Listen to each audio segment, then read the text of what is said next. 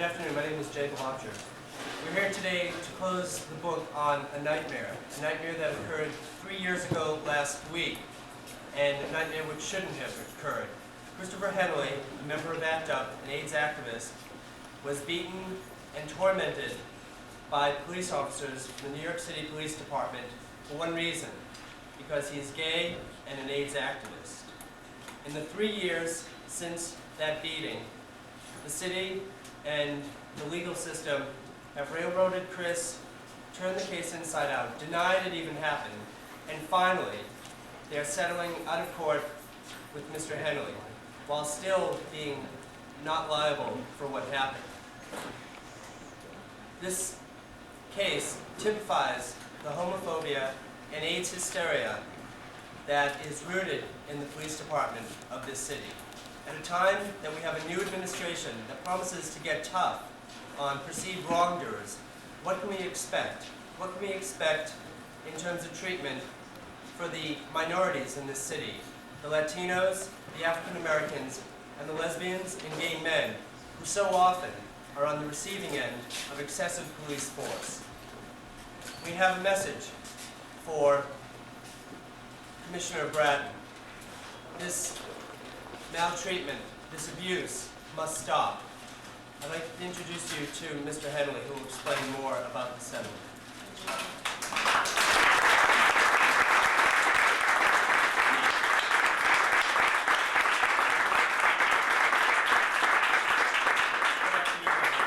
Thank you very much for coming. My name is Christopher Henley. I'm a survivor of police brutality. I'm a former ex-Franciscan friar, and I find it appropriate that on this Ash Wednesday, I bring to close 3 years of horror and pain in my life. It began on the night of February 11, 1991, when dept and the Gay and Lesbian Anti-Violence Project held a non-violent demonstration outside the Midtown North Station House. At this demonstration, I served as a peace marshal.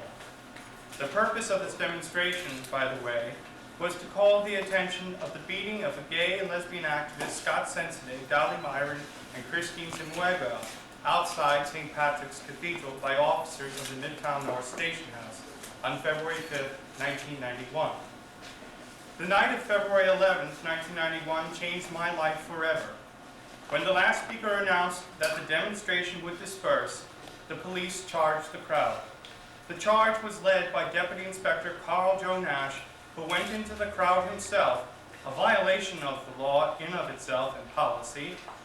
Police then attacked not only demonstrators, but also video journalists with press-issued New York City Police Department ID tags. I was pulled away from the crowd and beaten with billy clubs. Deputy Inspector Joe Nash hit me on the head with his police razor.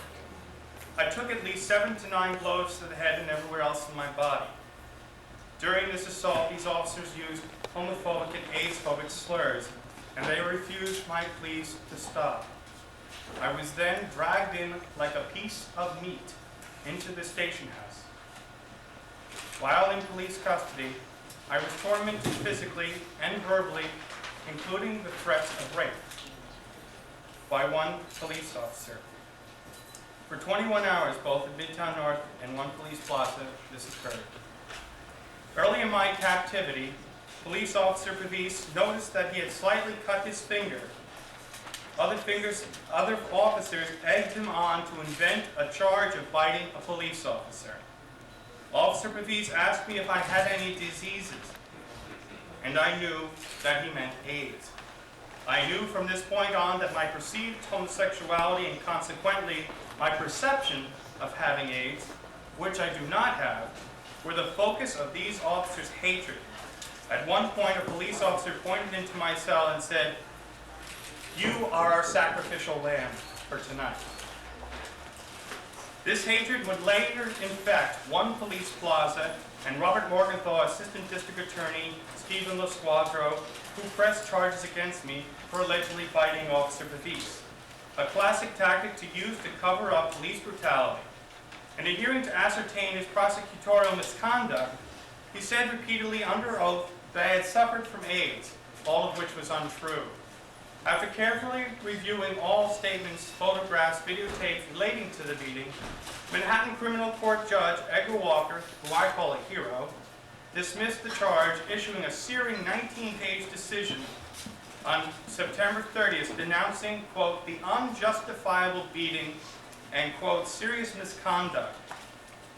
The judge also denounced the prosecutorial misconduct that occurred in this case. In November 1991, I filed a federal civil rights lawsuit against New York City Police Department. In the process of my lawsuit, many obscene violations of the basic rights of citizens came out through the process of discovery, all displayed here before you. Today, the city of New York caved in, finally. It's been a long battle. Regarding my civil rights lawsuit, the city of New York will pay me $350,000 of your taxpayer money for permanently disabling me, compensating me for a mere fraction of all that I've been through. In recommending that the city settle with me in negotiations, federal judge Robert Sweet, who was a very fair man, concurred with my request that Police Commissioner Bratton meet with me to hear my concerns, including the need to institute top-to-bottom sensitivity training at the Midtown North Precinct Station House regarding gay and lesbian and HIV concerns. Unfortunately, the city rejected that. Beyond my own case, I'm outraged that the new city administration refuses to recognize the need to end the continued systematic abuse of gay men, lesbians, Asians, women, African Americans, Latinos, and other persons of color. And I am outraged that the New York City Police Department continues to refuse to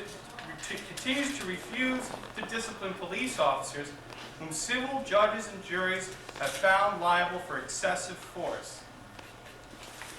And so, Mr. Bratton, I wait for your call. Thanks. We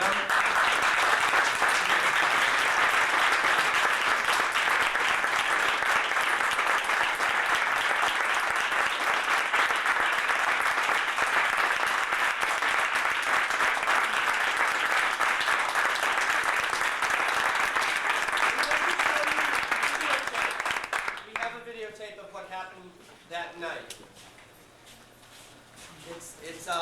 It's not the best tape because the best tape was probably destroyed by the police, taken out of the camera of a videographer on the scene, and then claimed that it never happened.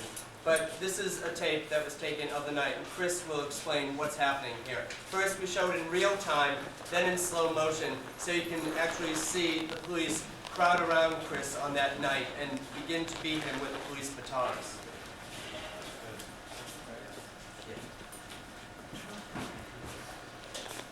Can we turn off the lights in the back? Thank you. I just want to say one thing. I'm talking to every black member on your police precinct. Okay, there's nobody here. So now I'm talking to all of you. I'm sick and tired of the racism that pervades the police department and their policies. You have not hurt my reputation, and I mean everyone. I just want to say something because I don't want you to be confused by the color of the faces here. We are here and we are strong and we are interracial and we're telling you the gathering will not stop. And remember, there's a little secret about anti-gay and lesbian and anti-queer violence. There's one in our benefit too. We're ready to leave. They're announcing.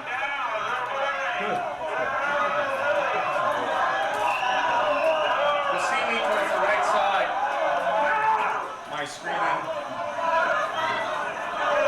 Then next you'll see me on the ground. In slow-mo, I'll show you what's going on. Back up. What's your name? In the slow-mo, you'll see later on details. When we stop the tape and rewind it, I want you to hear something that's very critical in this tape. There's there's a total of 3 hours of tape from different people, different angles throughout the demonstration. William Dobbs, who was a marshal during this demonstration, had announced to the police that we were ready to leave. In spite of that, they attacked the crowd.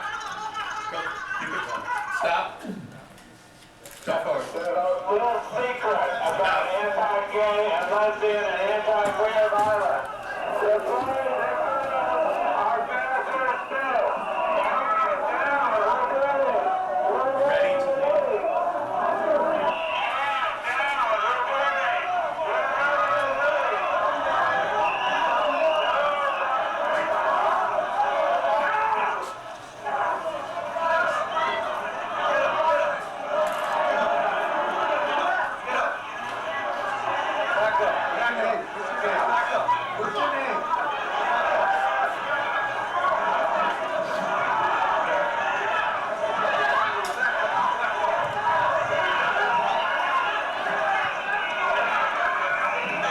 These video journalists are being hit with batons.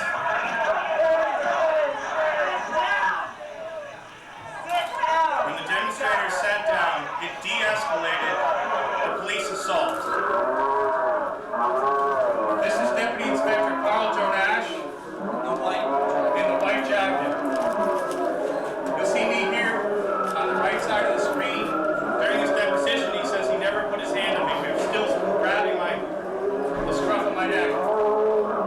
If you saw his hand was a radio that came down on me. This is another person being arrested. That's me on the ground. Sorry, this is different.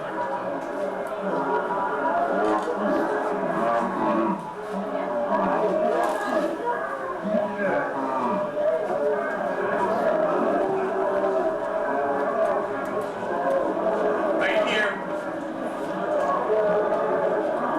is where I'm being clobbered. There's about 6 to 7 officers surrounding me as they were taking me in. I didn't hit me.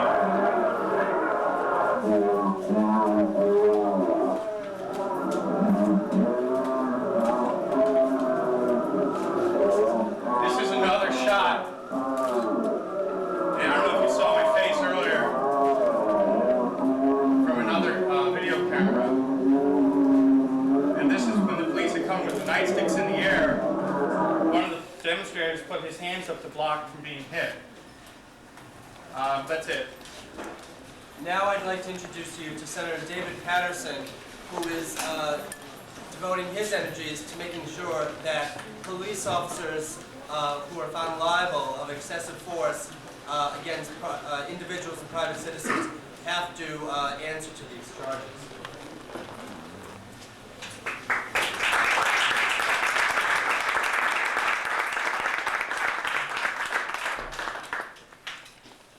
One of the problems that we're trying to address is the possibility that the contract negotiations between New York City government and the Police Benevolent Association and the police unions have created a scenario where if there is not a resolution to these types of cases where there's excessive force exerted by the police within an 18-month period, then there can be no disciplinary action against the police officers. The fallacy is created in the case that we're looking at right now, where there was no resolution of this case for over 3 years. And so if you're going to build into the system any kind of deterrent whereby the entity or the government cannot take action against employees under the doctrine of master and servant in such a fashion that people who overstep the bounds of their employ and their capacity to serve the public are not disciplined in a proper fashion, then we are going to be living in a state where we are sending a signal to individuals who are representing our government either as police or firefighters or in any other capacity, that they can act in any fashion that they so choose and will not be the appropriate disciplinary action. And so I'm looking into what would be the appropriate legislation that would discipline individuals who have been proven to have used excessive force in brutalizing citizens of this city. What is disturbing to me about this particular case is that the type of effort that Chris Henley is waged is far beyond what would be considered the normal reaction of the private citizen that would become a victim of police brutality. We should not put the burden of proof on those citizens or the responsibility of those who have been injured to wage 3-year struggles in which they have to align themselves politically, socially, and economically in such a sense that they finally receive justice in our civil judicial system. What we should be desiring is that the government and those agencies and law enforcement capacities whose job it is to review these types of cases act in a professional manner and not out of some fierce, shrill loyalty that allows individuals who perpetrate these types of actions to lie and hoodwink and cajole and use the system actually to prevent their detention and their apprehension for committing these kinds of acts. So I'd like to congratulate all of those, such as Matt Foreman and William Dobbs and Councilman Duane and Chris Henley and all of the rest of you, along with Assemblywoman Glick and Borough President Messenger, who have stood by this individual during this 3-year ordeal. One, that a $350,000 payment, though substantial at first blush, will not nearly restore his position as an accountant fiscal manager, will not nearly change the fact that every day he suffers from a number of physical ailments as a result of this beating, and most of all, will not change the fact that the appropriate action should have been a criminal discipline, not the award in a civil court.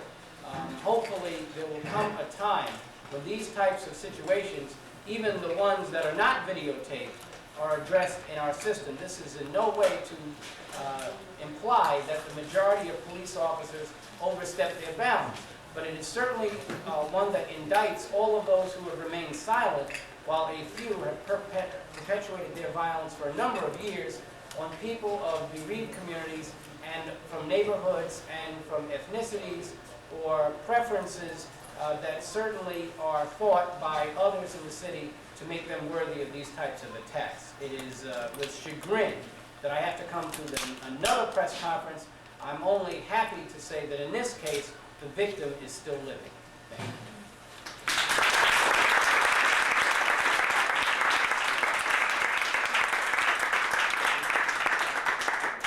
We have two final speakers. The first is City Council Member Tom Duane, an individual who has worked tirelessly to end the rash of anti-gay and anti-lesbian violence here in the city.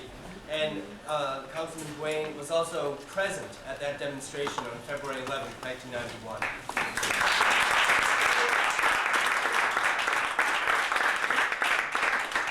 I was at the demonstration that night outside Midtown North when peaceful demonstrators were set upon by police officers with their billy clubs drawn. There was absolutely no reason for the police to charge the peaceful demonstrators. It was absolutely outrageous. It is also outrageous that it has taken the city of New York so long to settle this case. Clearly, Chris Henley was the victim of a vicious attack. Everyone knew it. The police certainly knew it. Those of us who were at that demonstration knew it. That it's taken 3 years for this settlement to be reached sends a terrible sign that you have to wait a very long time to get justice from the city of New York.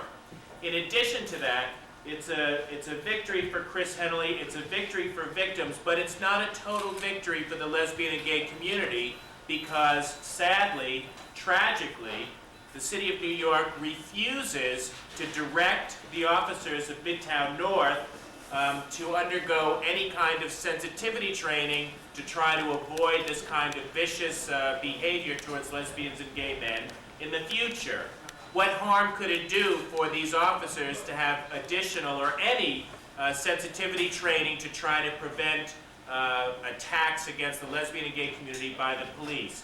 It sends two very bad messages. The first message is to other police officers that they need not be sensitive to lesbian and gay people in our city, and that has to stop. It also sends a message to the lesbian and gay community in this city that we need to avoid police officers, that police officers, in fact, are not our friends, and they're people that we need to avoid at all costs. Now, the real hero of this entire case is Chris Hennelly. While many of us did help out, it was really Chris Hennelly who had the determination to keep this case alive, to keep fighting no matter what it was that the City of New York and the police department did to try to thwart his efforts. So for so many reasons, on a personal level and also for the entire lesbian and gay community, we all owe Chris Hennelly a tremendous, I think, round of applause and ovation.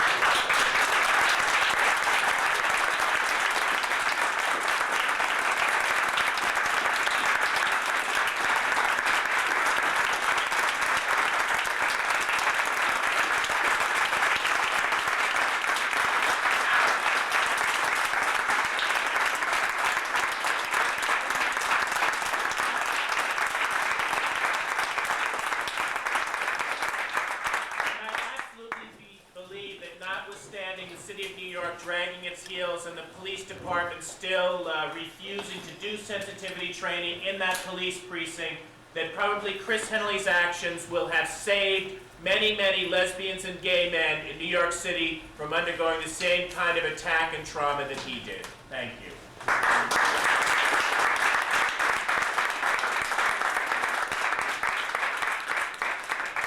Our final speaker today is Matt Foreman, is Executive Director of the New York City Gay and Lesbian Anti-Violence Project. Matt and his group have monitored the unfortunately mounting number of attacks against lesbian and gays in the city for several years. They have also provided legal assistance and monitored the police so that cases such as Chris's do not just fall through the cracks. Matt Foreman and the Anti-Violence Project were co-organizers of that peaceful demonstration on February 11th. Matt.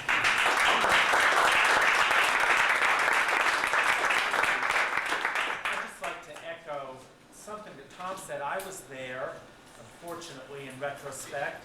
I interviewed, as part of our investigation into the incident, 37 different people who were there, and every one of those people had a remarkably consistent version of all of the facts.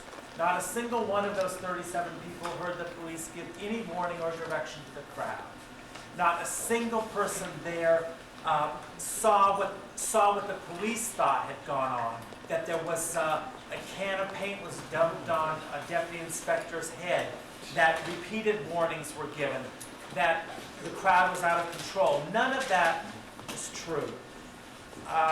The night of that incident, however, when we left Midtown North and we knew that there were 2 people still inside, I never had any idea how awful this case was and what its ramifications were going to be. I saw Chris the next day in central booking. He had lumps all over his head. He was clearly suffering from a concussion. He was being denied medication. And that was only the beginning of what's gone on here. And I think the thing that's most profoundly, or has been most profoundly disturbing to me, who always worked in law enforcement, and the Anti-Violence Project, which has always tried to be as cooperative as possible with law enforcement, was from top to bottom a cover-up, lies, and evil about this case. The police officers filed clearly false statements under oath in this case, and nothing happened to them.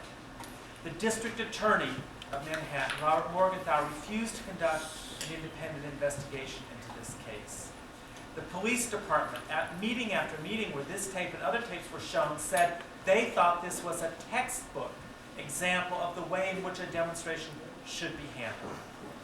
And throughout, words have been put out that we were crazy, that Chris was crazy, that ACT UP is violent, that ACT UP is inherently bad and impossible to control.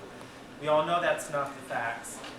I too salute Chris, wish he had not had to go through all of this, and hope, so I haven't seen any assurances of it so far, that something good will come out of this tragedy.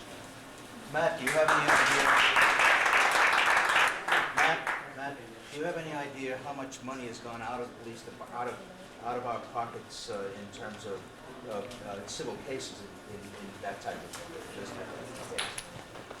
Well, I do. Would you step to the mic? I know that, as I understand it, approximately $38 million is paid out to citizens as a result of police abuse.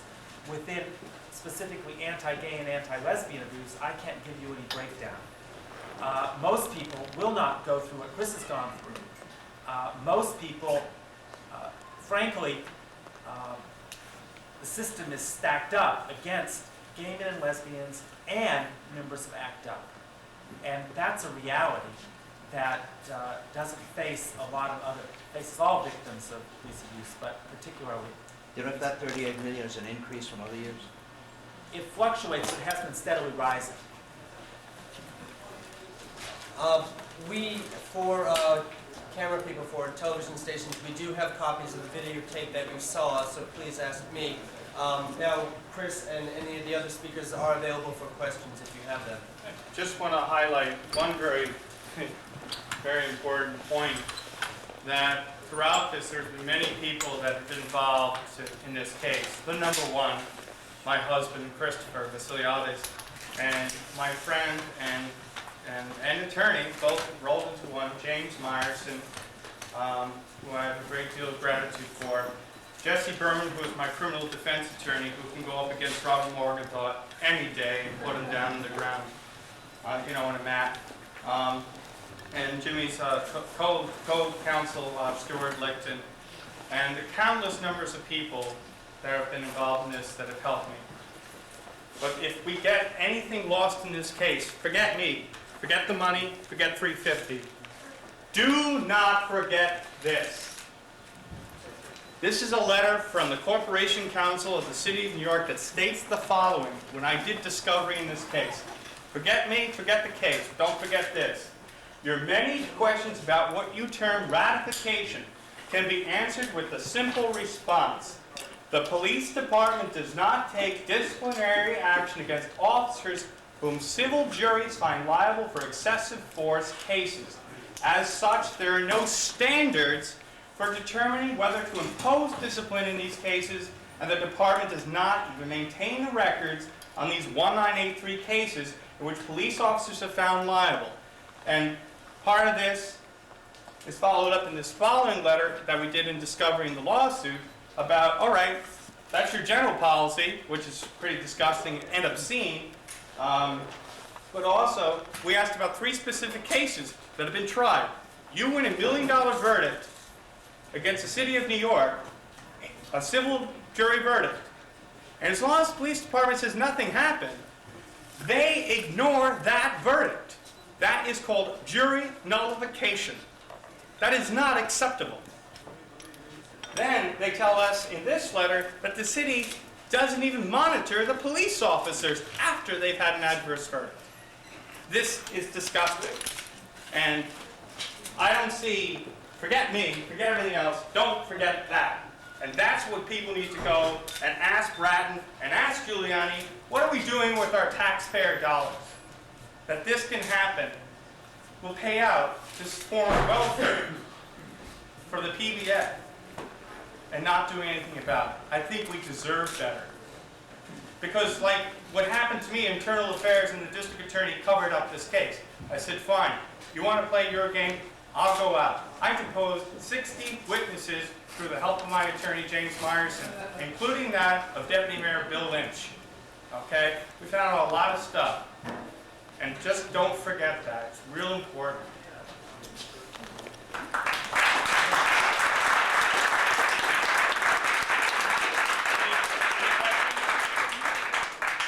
If there are any questions. Well, thank you all for coming today.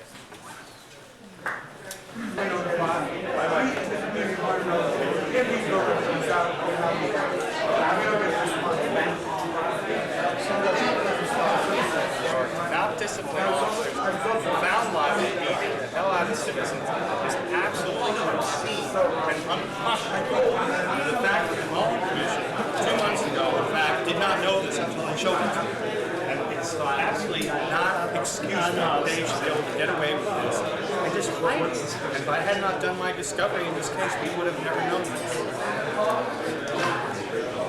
That's the real story. Forget the other story. That's $2.5 million. These cops are on disability. They said that. It costs you $2.5 million. Yeah, right. Yeah, we're not taking anything. Right.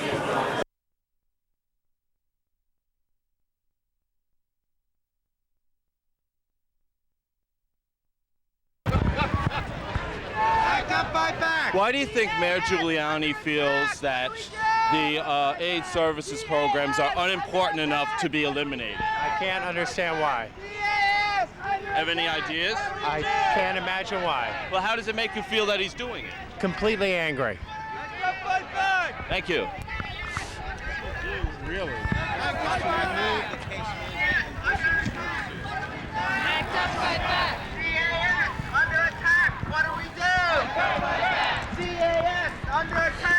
Why do you feel that Mayor Giuliani thinks that the AIDS services are unimportant enough to be eliminated?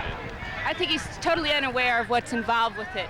He just wants to cut jobs, and it doesn't mean that at all. How does it make you feel that he's doing it? Angry. And Scared. what impacts do you think it'll have? Well, I've been to DAS offices, and it's not just gay, it's women, it's Latinos, it's IV drug users that use DAS.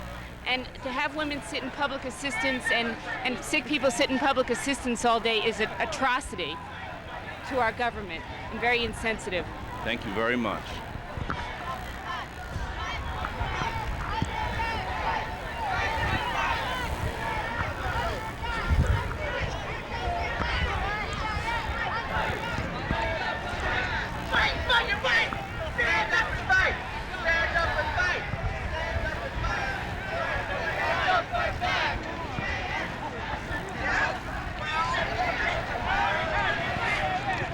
Can I ask you a question? Sure. Why do you think Mayor Giuliani feels the Department of AIDS Services is unimportant enough to be eliminated? I don't know. You'll have to ask him that. What kind of impact do you think the elimination of it will have? Well, a disastrous impact on the people with AIDS in the city. And how does it make you feel that it's being eliminated? It disgusts me. Thank you very much. You're welcome. Mayor, Yeah? City Council President and Gerald Nadler are represented. Here's Gerald Nadler. Okay.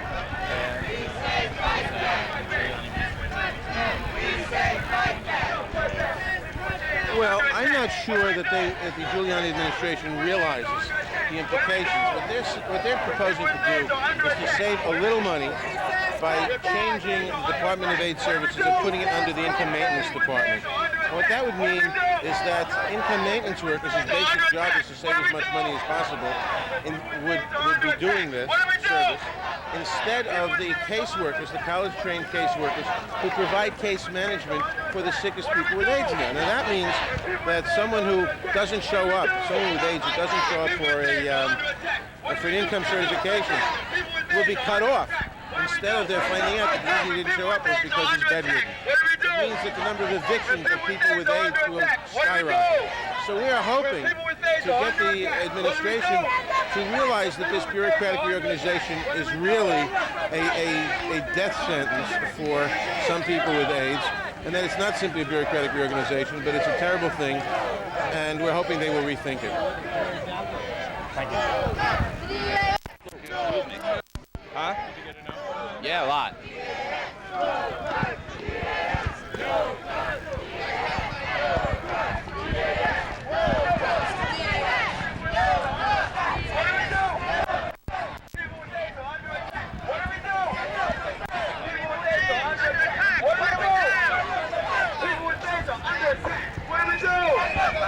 People with AIDS are under attack. What do we do?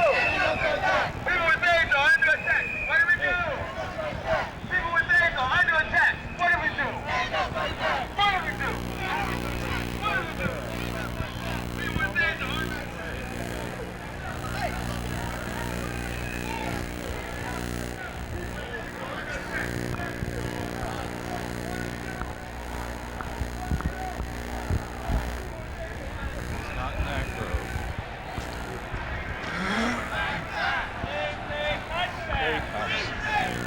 Which one is he? Man with the white hair, right here. And what's his name? Huh? What's his name? Mark Green.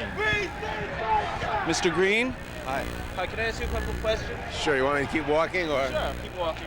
Why do you think that Mayor Giuliani feels the Department of Aid Services is unimportant enough to be eliminated? You're asking me a question to guess the mayor's motives, and I don't guess the mayor's motives.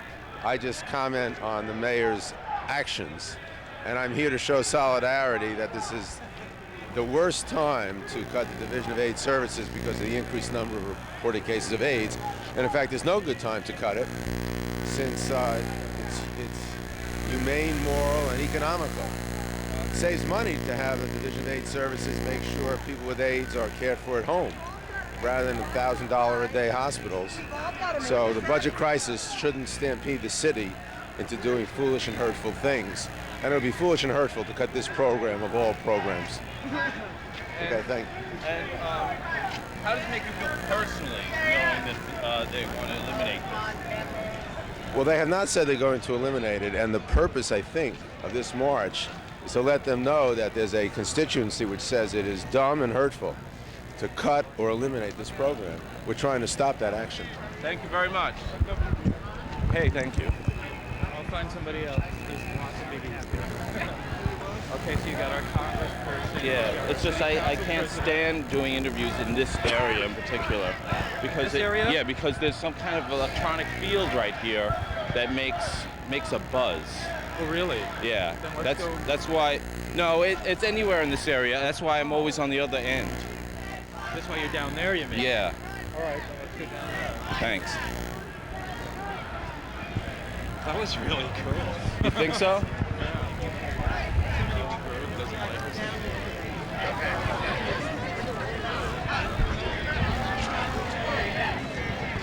Hi. Well, for my journal, I'm sure that I haven't seen No, that. I haven't seen you that. get started on it last week. Mark Green is here. City Council, Gerald Handler.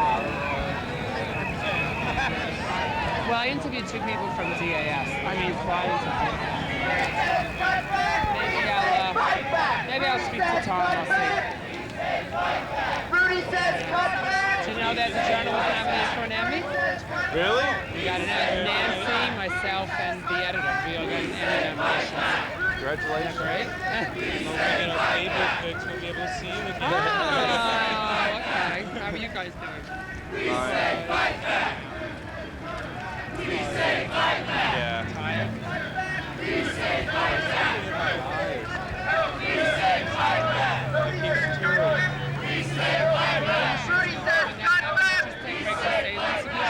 says cut back! Rudy says cut back!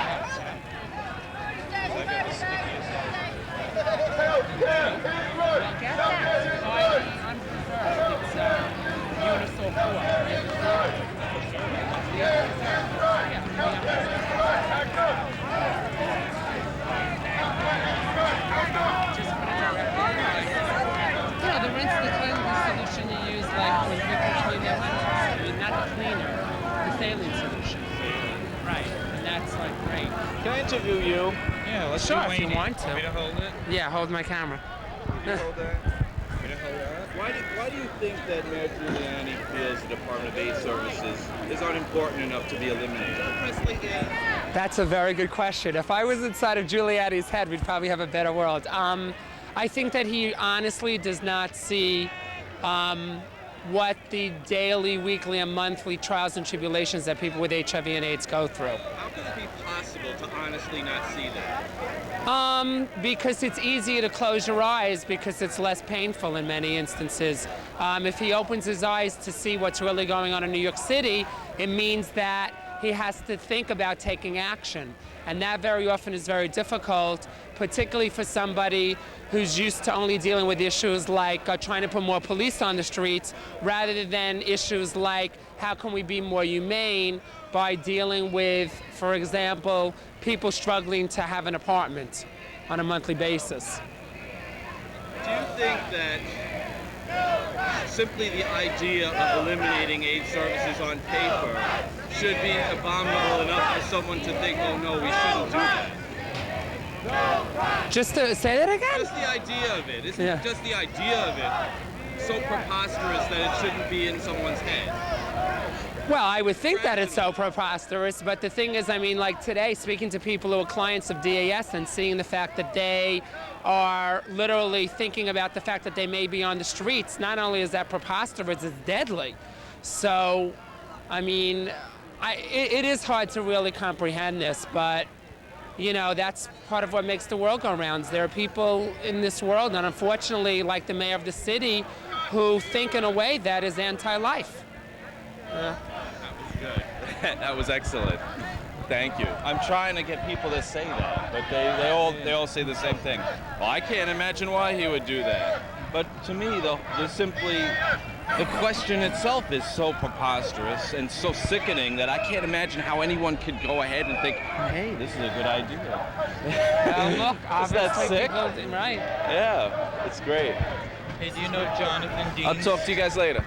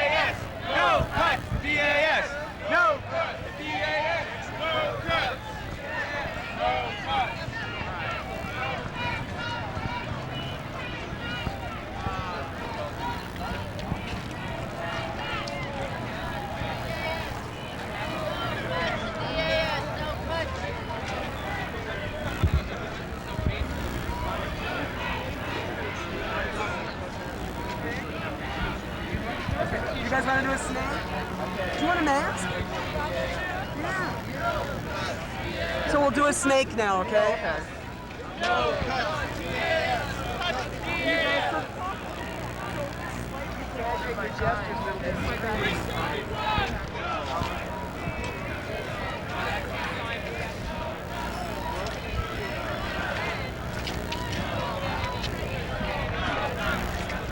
we're going to do a conga snake? Sure. You ready? So we won't go that fast, but look like you're going really fast. Right? You ready? We say fight back! We say fight back!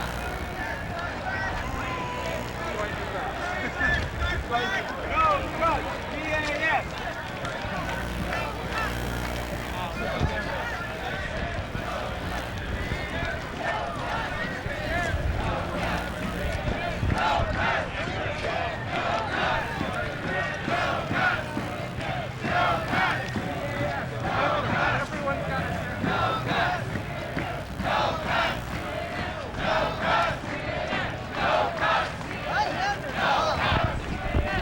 Look, our hands are tied. We're only doing our jobs.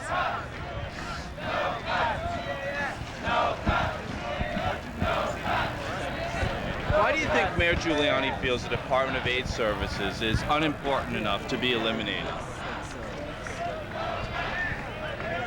Why do we... Why? Say the question again. Why do you think Mayor Giuliani feels the Department of Aid Services is unimportant enough that it can be eliminated? Because he doesn't understand the compassion and hard work that these people have put into their jobs over the past 8 years. And what do you think, what kind of impact do you think will this have on the community at large? What, this demonstration or this cutback? This cutback. A loss of that compassion for the community of persons with AIDS.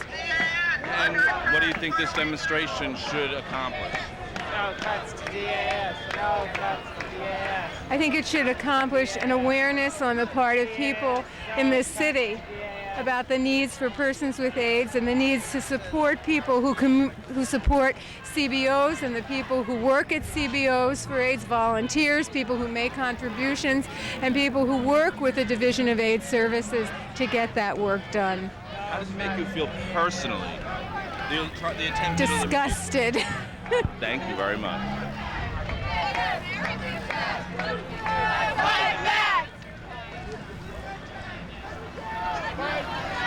Hello, people. Hi. Oh, I wouldn't say. What do you think? Why do you think Mayor Giuliani feels the Department of AIDS Services is unimportant enough that it can be eliminated? He doesn't care anything about gay individuals in New York City. He doesn't care about people with AIDS. He doesn't care about people with HIV. The bottom line is he doesn't really care about the community of New York. What kind of impact do you think the elimination will have?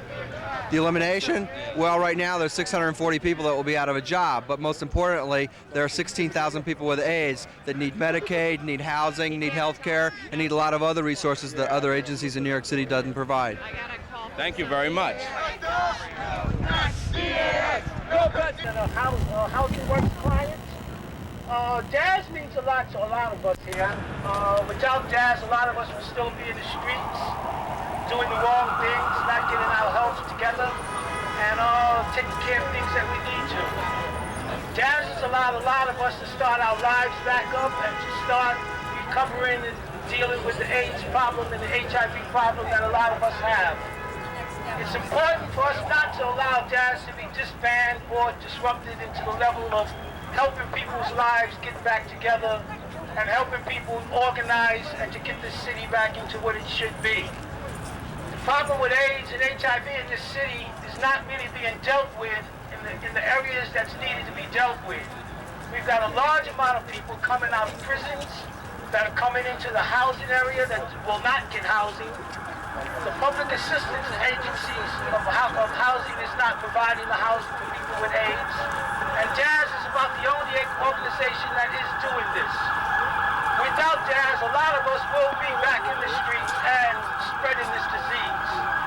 And this disease must be stopped, and we need to actually put a hold on it so that we can get things back together.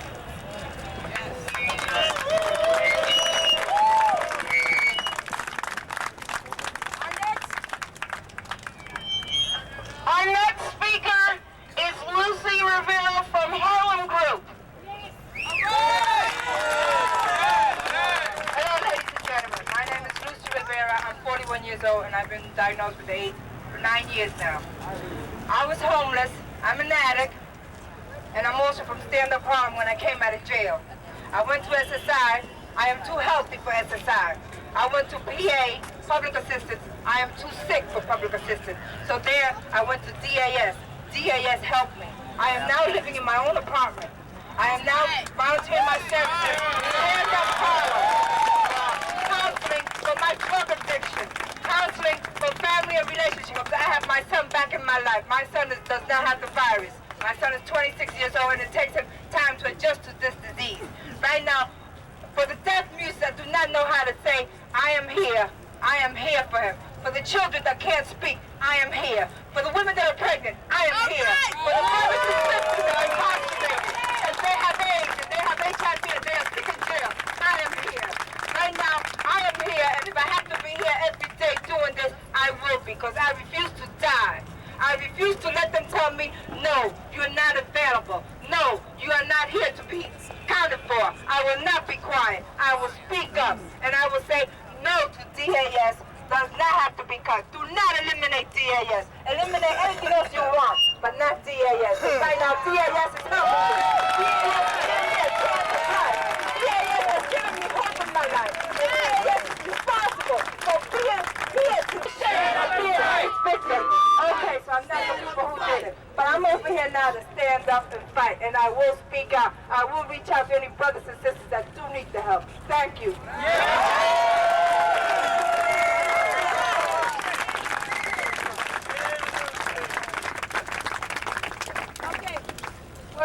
Okay. Before we go on with our next speaker, I have a little announcement. Rich will be going around. Come, Rich, show your face. We'll be going around. These are letters to the Health Committee of the City Council. Is that correct? And he wants people to sign them and hand them back to him so that he can take them over to the City Council. Okay? Our next speaker is Sherry Clemens, from DAS. She's a staff analyst. Good morning. I'm so glad to see everyone here. I started in DAS in 1987. I was a caseworker in the Bronx, and I was only a caseworker for 6 months. I had 52 clients in that 6 months, and it's 6 months I'll never forget.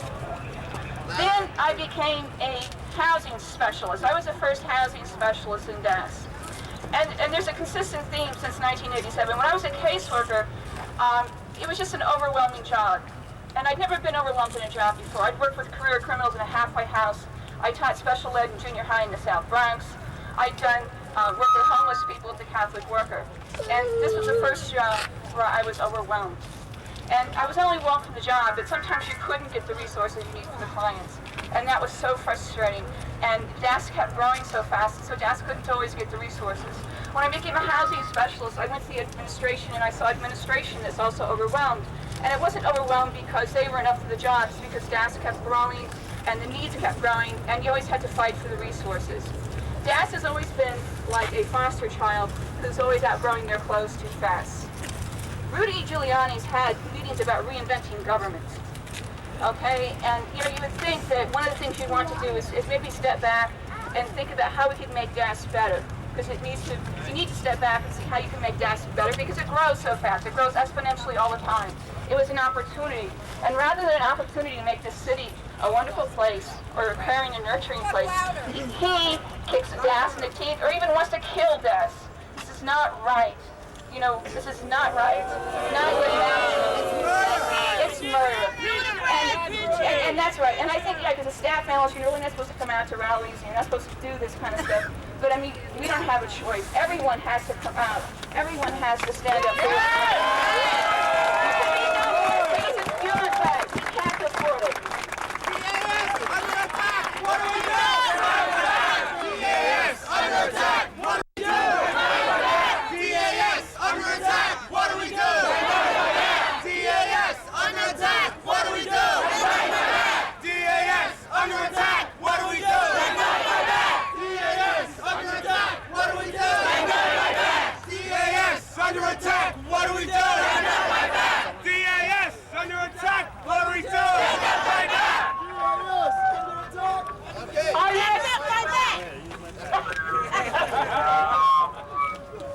We're going to need this spirit of fight back.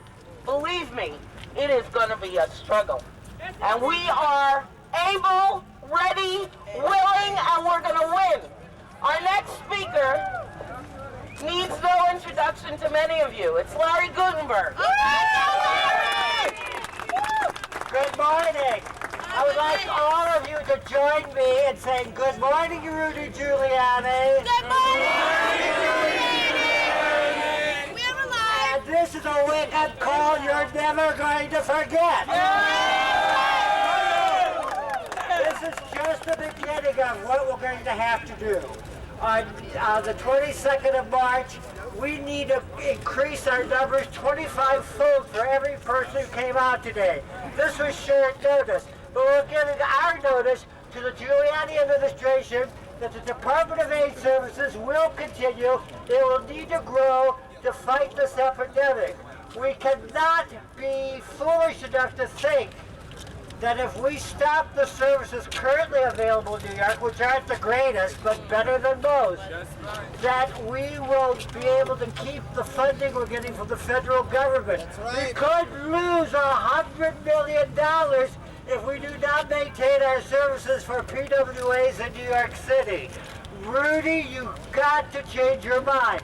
You may have heard this morning as you got up for this rally that now the homeless are being affected with a cutback on SROs and mental health. So we want to throw us, the 16,000 currently at the Department of Aid Services as clients, into the homeless realm. We will not permit it. We will not allow it. You know, there's a song from back many years ago that New York is a hell of a town. Well, if we go and divide up DAS or make it no longer available, New York won't be a hell of a town. It will simply be hell. Yes, right. Thank you.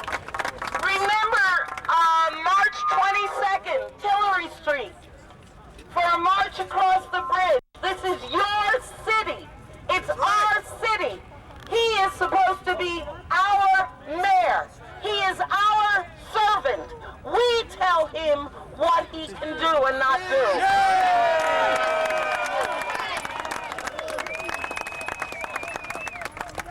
Our next speaker is Rick D'Arias from Waverly Center.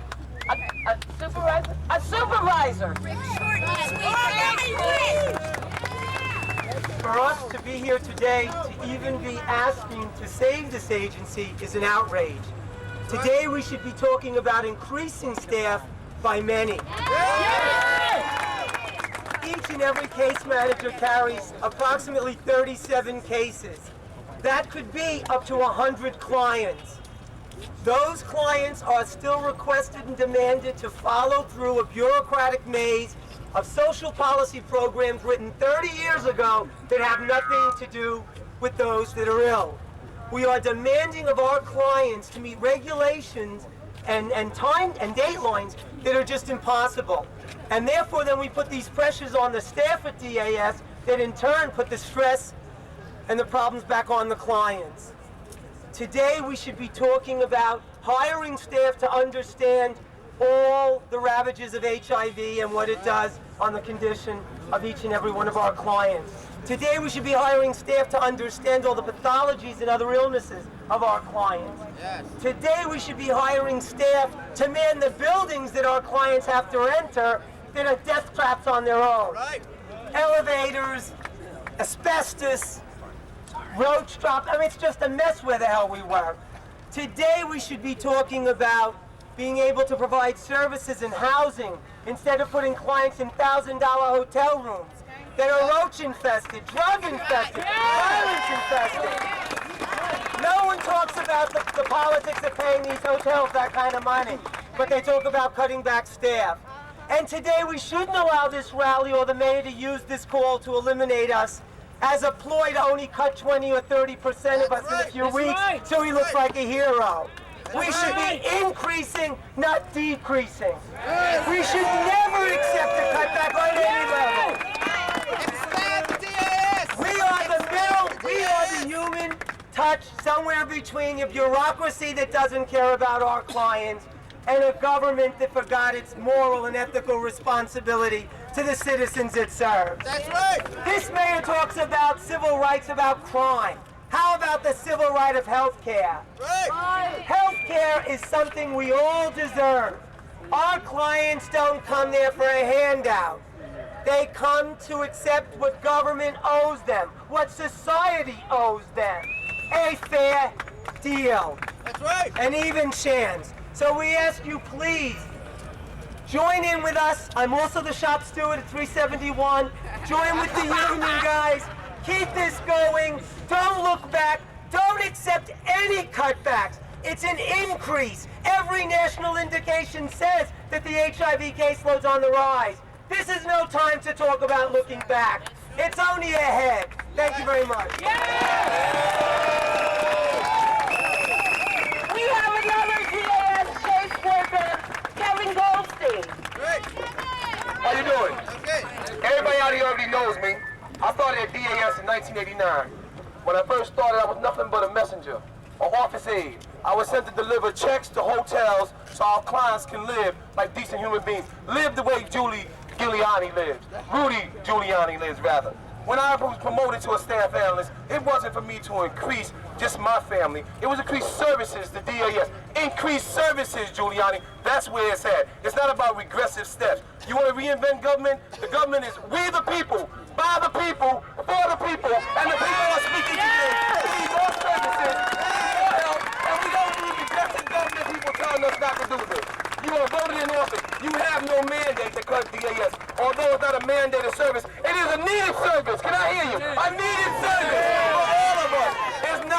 one community, them, us, they. It's all of us together in the struggle. We cannot help one without helping all. We cannot help all without helping the one. We cannot just cut housing, cut services, cut everything else, while at the same time look pretty by singing songs. We must work together. We must work for the right ideals, and that services must go up, not down. We are not regressive as a society. We are progressive.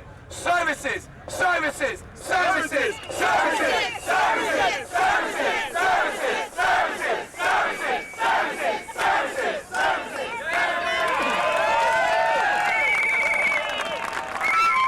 Our next speaker is Charlene Cooper from the Harlem Group. Hi, people. You have to excuse me because I may get emotional. My name is Charlene Cooper, and I am an organizer of the Harlem Group. I also live at Stand Up Harlem. I am a person living with AIDS. I have 3 children who are all HIV positive. Okay, I didn't contract this disease on the street. I contracted it between the ages of 13 and 15. Who's there for me? Okay, you know, I was homeless. I was on drugs. I've been clean for 9 months. I want to move into my own apartment. I'm waiting for checks for DAS right now today. Okay? If he cuts DAS, I become homeless. You become homeless. Where do I turn? Do I go back to drug selling? Do I go back to giving away his disease? I don't think so. I want my life. I'm not ready to die. I say, stand up and fight. Fight for your life. Fight for your rights. Okay? If he cuts DAS, people are going to be dying on the streets. What do people coming from jail with AIDS and HIV do? What do they come home to? They come to a society of people who say, we don't want you, we have nothing for you. Where do they go? Where do our children go? What are we saying to the people of New York City? Are we saying let Rudy Giuliani run us out? No, we say fight back. Stand up. That's right. Fight for your life. Stand up. Yay! Fight back. Stand up. Fight back. Stand up. Fight back. Stand up. Fight back. Stand up. Fight back. Stand up. Fight back. Stand up. Fight back. Stand up. Fight back. Stand up. Fight back. Stand up. Fight back. Stand up. Fight back. Stand up. Fight back. Stand up. Fight back. Stand up. Fight back. Stand up. Stand up. Stand up. Stand up. Our next speaker is from the Bronx. Her name is Michelle Lopez, and she is a fighter. Good morning, everyone. I have a few words to say. The Bronx gotta get busy. It's a plot that's being plotted here. Nettie is mandated, mandatory testing. Giuliani's cutting our services. Wake up, people. The people united would never be defeated. This is what we gotta do. Get busy, people. Our lives are at stake. We gotta do this. Mayor Giuliani, you are not living with AIDS. You are not living by AIDS. You are not being affected by this. And somehow you have to wake up and realize that this is no longer the gay man or the Ivy drug user, honey. This is the people's disease, and your community is dying. Get up and save our lives. We gotta do it.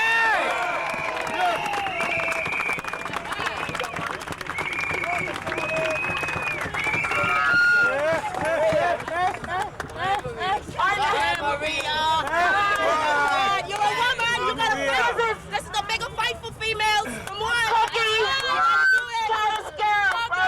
Karaskia from Housing Works. I just want to say I just became a client of DAS, and it took me 2 years before my status came down. My T-cells came down to 199, and I was fighting until I finally got it, and now he's decided to take it out. What am I supposed to do now? Live in the streets with my kids? I finally got a beautiful apartment, and I'm living happy, and right now he's going to decide to take this out. If he decides to take it out, and if he's willing to pay my rent and support my kids, fuck it, then do it!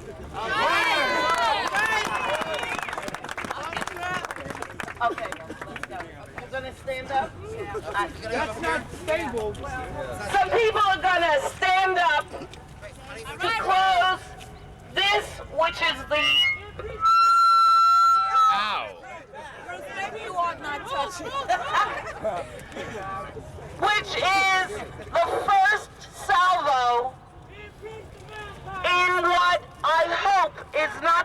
to be a protracted war.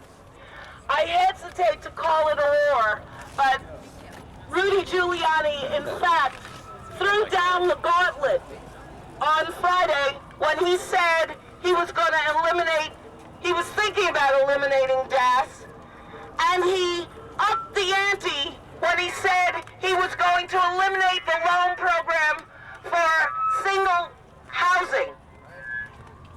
We may have to fight long and hard. We have to come out 100-fold. We have to march across the Brooklyn Bridge, meet in Tilray, next Tuesday, 5 p.m. We are marching across the Brooklyn Bridge. To Rudy Giuliani, let me say, this is a warning. A warning. We will close this city down.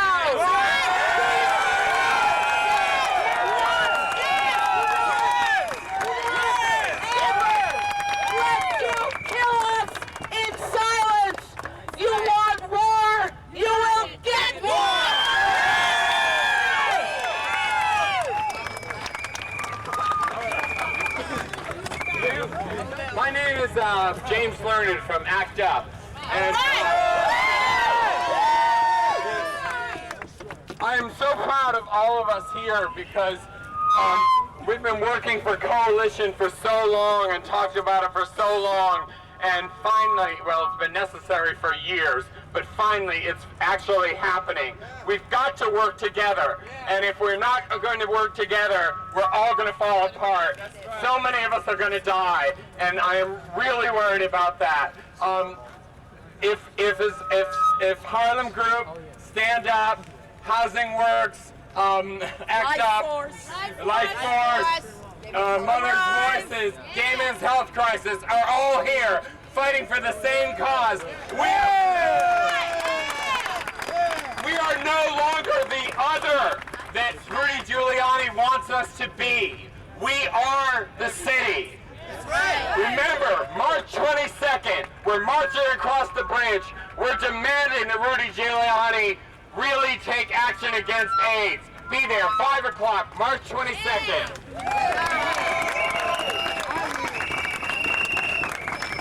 Rudy says cut back, we say fight back. Rudy says cut back, we say fight back. Rudy says cut back, we say fight back. Rudy says cut back, we say fight back. Rudy says cut back, we say fight back. Rudy says cut back, we say fight back. Rudy says cut back, we say fight back. Rudy says cut back, we say fight back. Rudy says cut back, we say fight back. Rudy says cut back, we say fight back. Rudy says cut back, we say fight back. Rudy says cut back, we say fight back. Rudy says cut back, we say fight back.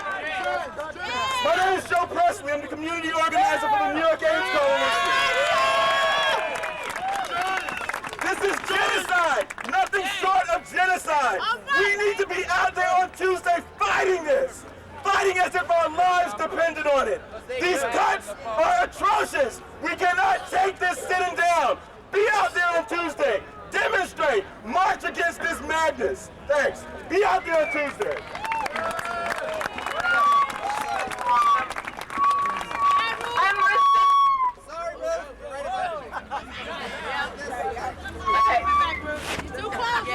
Okay. I'm Ruth Finkelstein from the Gay Men's Health Crisis. And I'm here to say we've only just begun today. All right. We will not let this get over. We will not let these cuts happen, not to DAS, not to mental health, not to housing for the homeless, not to the health and public hospitals, not anywhere to services. This is our city too. To keep on doing this work, it's critical that every single one of us be on that bridge on March 22nd with everyone we know. 5 o'clock on the other side of the Brooklyn Bridge, come back here. Today, it's time to go on home now, but it's not time to stop fighting. For more information on what to do to fight these cuts, you can call 774-4270. I know you all have your pens. And it's still a good time to call the mayor. Let me give you another phone number. Call the mayor and tell him what you think of this good plan. 788-3000, in case he didn't hear us this morning. Thank you very much. Be safe on your way home.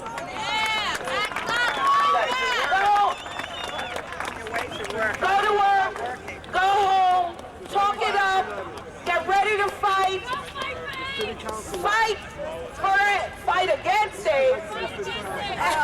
City Council letters. We'll be back and we'll be stronger! Could people return the letters to Rich, who's standing immediately to my right, in a wonderful hunting jacket? Posters here? Posters! Posters! You look good, New York. You look good. Posters! Bring me the posters over here, please. We're probably going to need them again. Posters! Posters!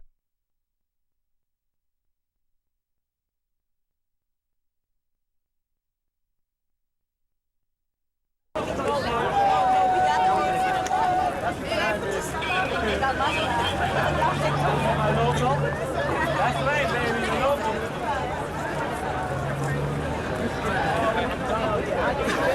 Everybody needs to be lined up on that side. For these guys. Wait, everybody needs to be lined up on that side. I know, but they need to be that way. Just like this, they need to split.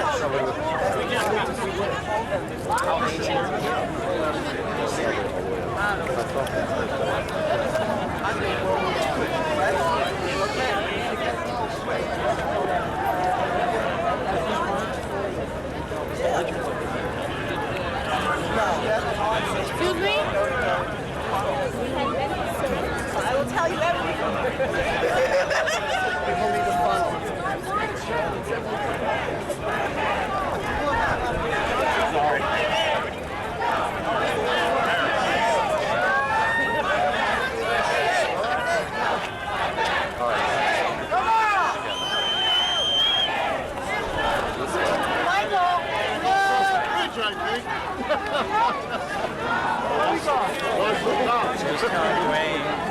Radical shift.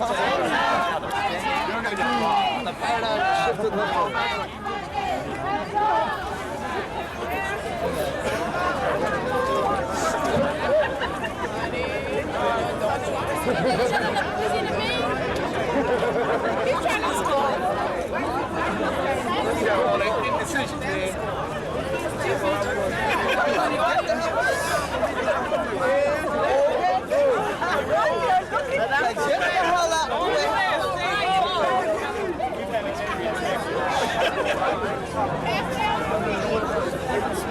They're trying to get news. Rush hour too. They're trying to get home.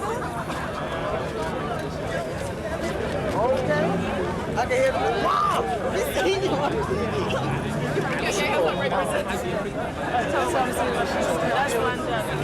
I got a special edition.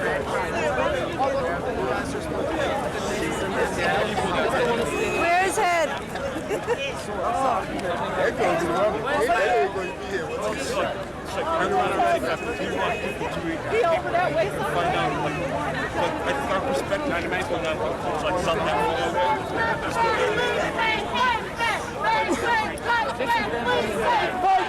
They say cut back. We say fight back. They say cut back. We say fight back. They say cut back. We say fight back. They say cut back. We say fight back. They say cut back. We say fight back. They say cut back. We say fight back. They say cut back. We say fight back. They say cut back. We say fight back. They say cut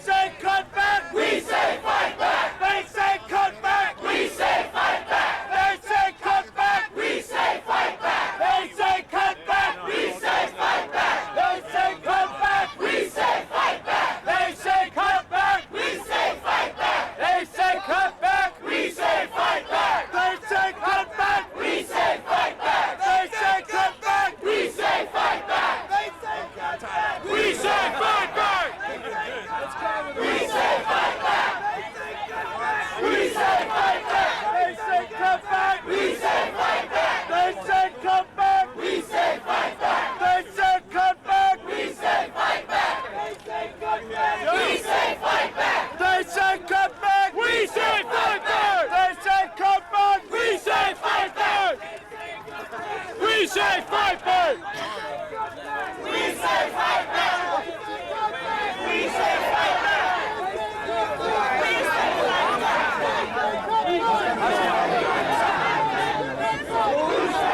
Does anybody want to hold a sign? I'm going to help with this. I got a camera. Will you hold this for us? They say cut back! We say fight back! They say cut back! We say fight back! They say cut back! We say fight back! They say cut back! We say fight back! They say cut back! We say fight back! They say cut back! We say fight back! They say cut back! We say fight back! We say fight back! Can someone hold this? Let me get this. Come on, let's move it up!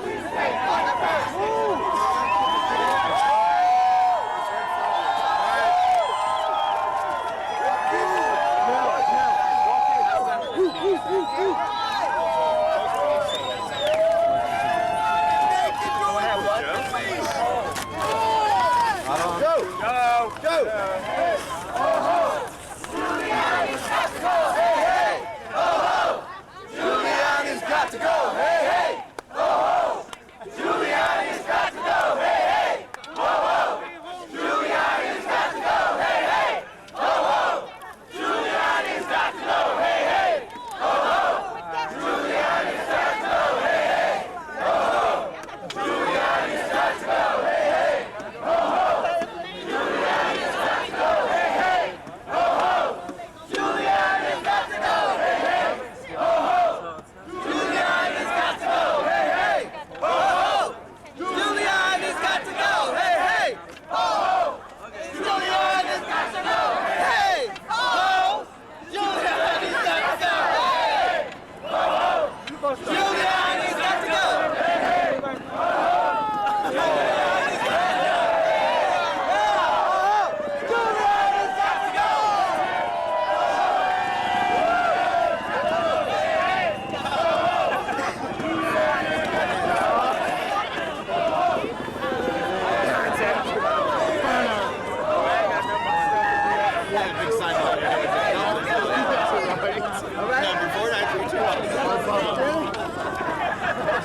Norman ain't playing that.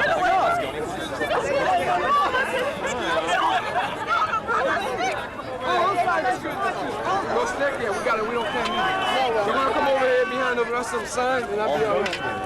All the news trucks can't come in place. All right? What's that right here? What's that?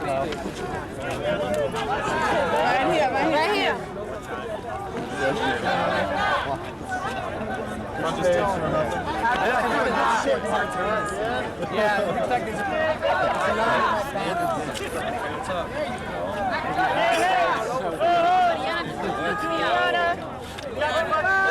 Chill. What is the problem exactly? What is the problem that we're not moving?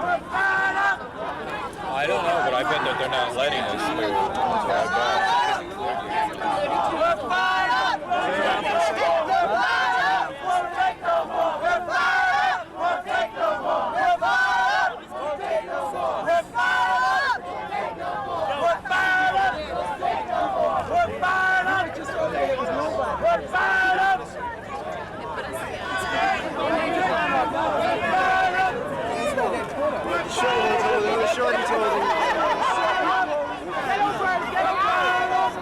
We put all the people who had the others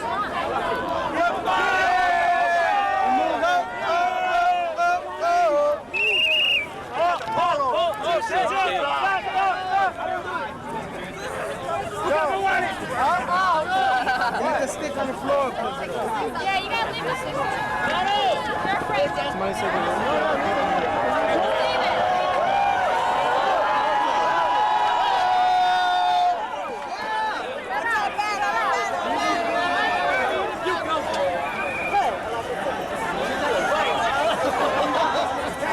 They ain't cost for the top.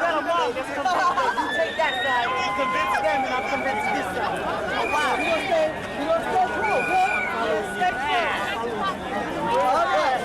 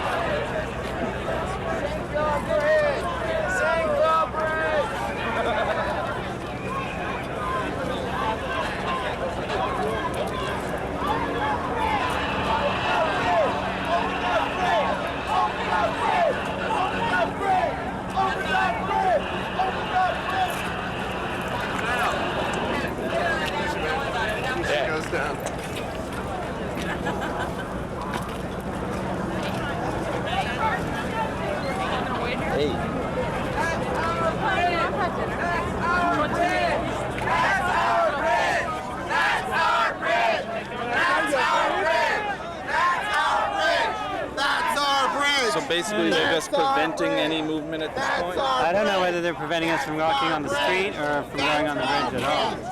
They're preventing something, and I mean, obviously they're not letting us go on the street, but I don't know if they mean we can't even go on it. Mysterious.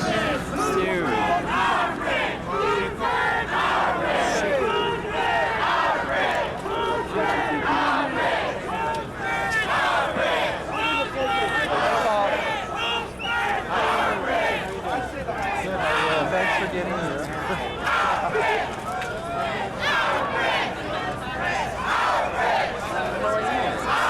They don't let us go. No kidding. Yeah. They're fucking unbelievable. Yeah.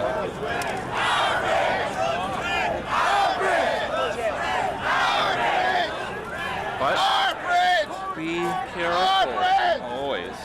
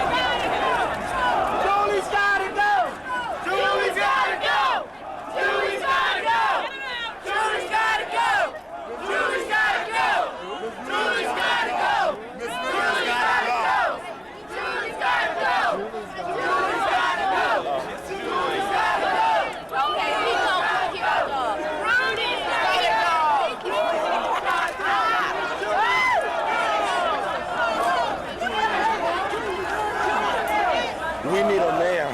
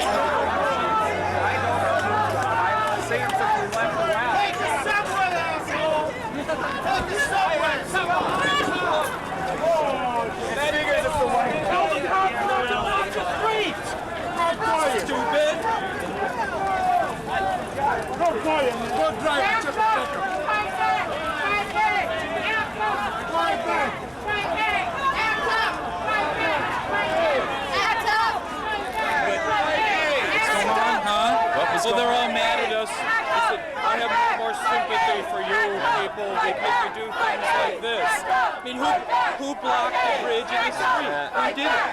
We did. Act up! Fight back! Fight AIDS! Act up! Fight back! Fight AIDS! Act up! Fight back! Fight AIDS! Act up! Fight back! Fight AIDS! Act up! Fight back! Fight AIDS! Act up! Fight back! Fight AIDS! Act up! Fight back! Fight AIDS! Act up! Fight back! Fight AIDS! Act up! Fight back! Fight AIDS! Act up! Fight back! Fight AIDS! Act up! Fight back! Fight AIDS! Act up! Fight back! Fight AIDS! Act up!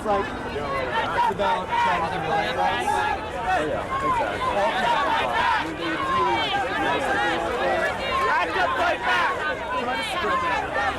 Just like a tree that's planted by the water, I shall not be moved. Is there any way out of this situation? I shall not be moved. How do you mean out? Out so that I don't have to get arrested? Yeah, we'll just like a tree that's planted by the water. I will not be moved. Incredibly stupid. This mayor is a real asshole. He's going to end up dead. He's going to end up dead. What a jerk. What an incredible jerk. Fight back, fight AIDS! Fight back, fight AIDS! Fight back, fight AIDS! How many more have to die? AIDS won't wait! How many more?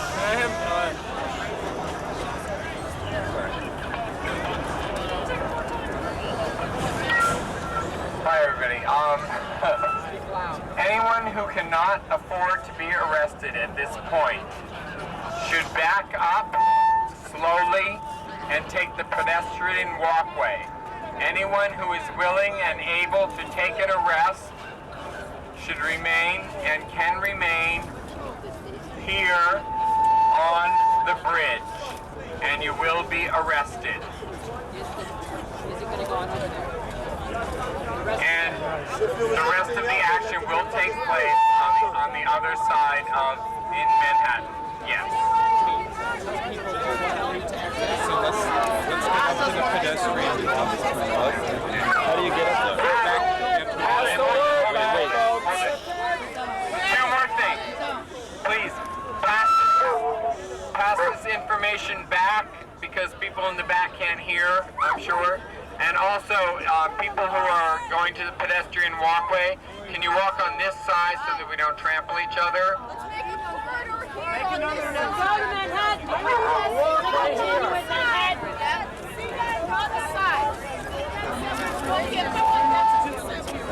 If you are willing and able to take a bus, stay in the street. But sit. Please sit. Go back down to the Brooklyn side and come up. Down the side. James, I don't want people.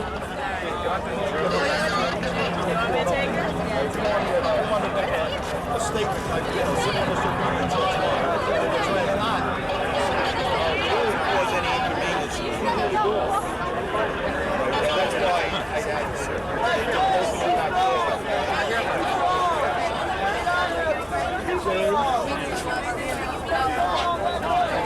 James, are you more interested in as many people as possible standing their ground here, or as many people as possible to make it to City Hall? You're going to stay here? Stay here. I think why? Why not walk on the walkway? Because this is about, I mean, this is like the new York since Giuliani was elected. This is about the cops trying to humiliate the people who are being trampled by the new mayor in the name of the cops. The reason they let us get this far, you know, where we have these walls and we can't just go over and have to go back, rather than stop us at the entrance to the rampway, is they're trying to humiliate people with AIDS so they can then go on with their programs to kill people with AIDS. I'm going to just stay right here. What's your name? My name is Steve Queston. And you're going to risk arrest? And I'm risking arrest. Taxes for this bridge! We pay taxes! Good job. Don't cut our funds! Kevin? Are you proud? Kevin? We pay taxes! We pay Kevin? Kevin? We pay salary! I want one I'm going to wait for paying taxes! Are you going to come? Yeah. Let's go. I hope Are there enough camera people back there? I think so. You know. Now these lunkheads watch, they'll try and block this too.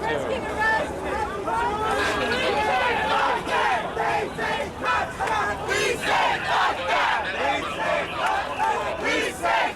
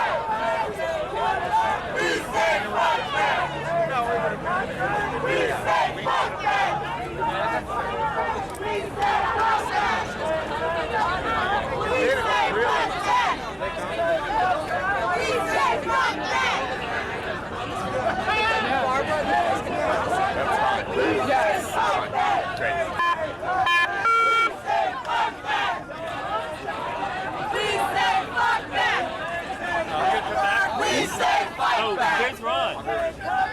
We say fight back. Up here. Sorry. We say fight back. They say fight back. We say fight back. They say fight back. We say fight back. We say fight back. Come on, let's watch them. Okay.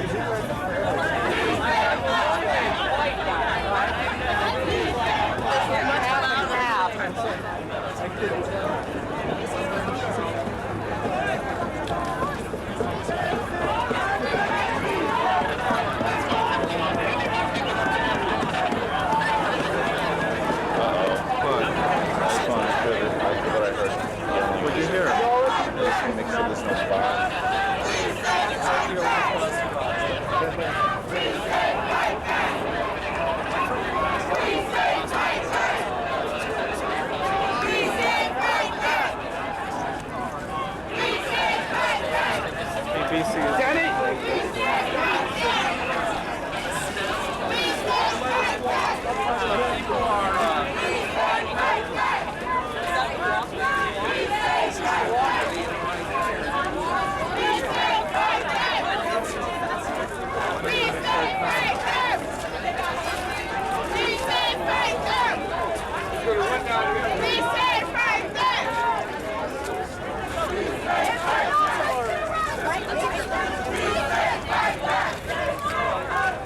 What are you guys doing? The way back is blocked.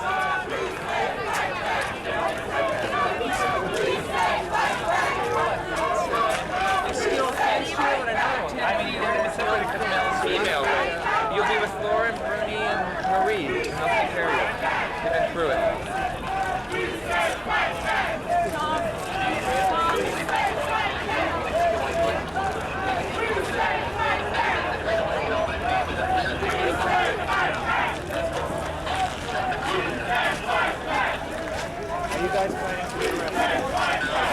Is that the only people that's getting arrested now? I think so. I think so.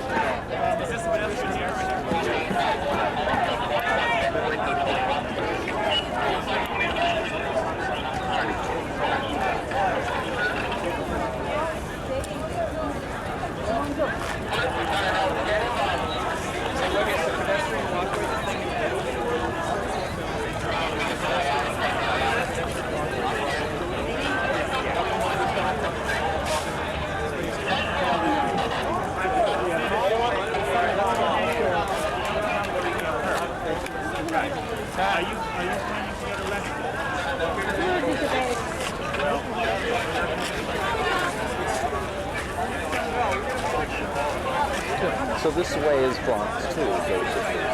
Well, we'll see.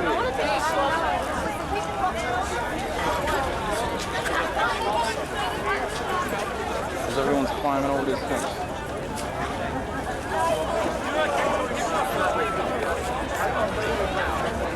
I'm running out of tape. Are you?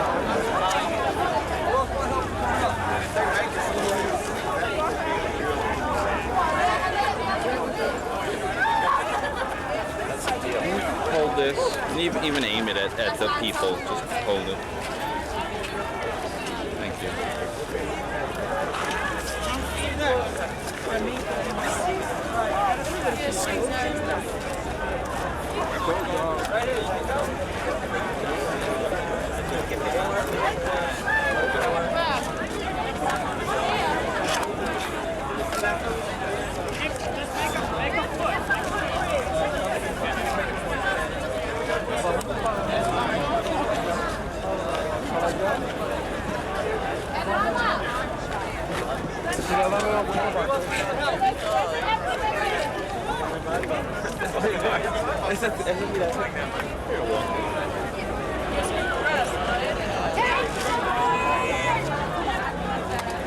People are coming over and walking up this way.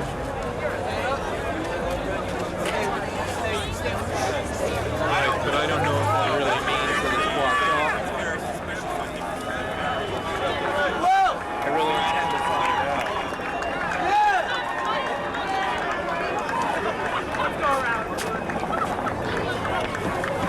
Put your hand up.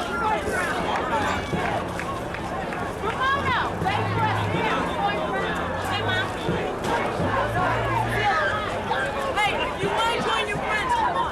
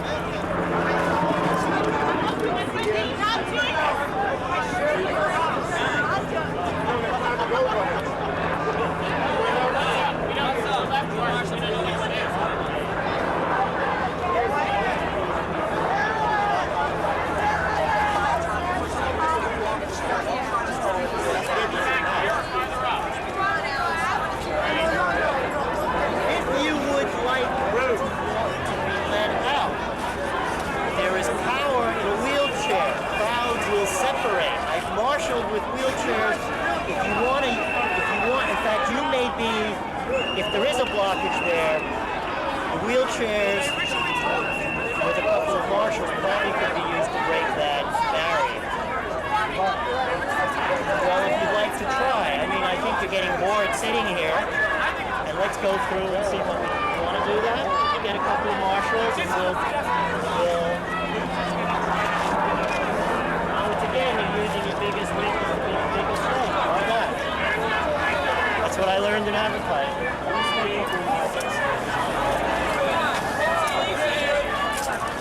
May I have a couple of marshals to escort wheelchairs?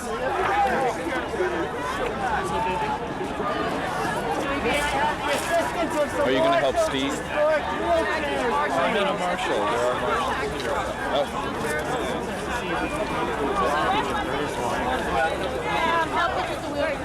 I guess I'm going to climb over this thing.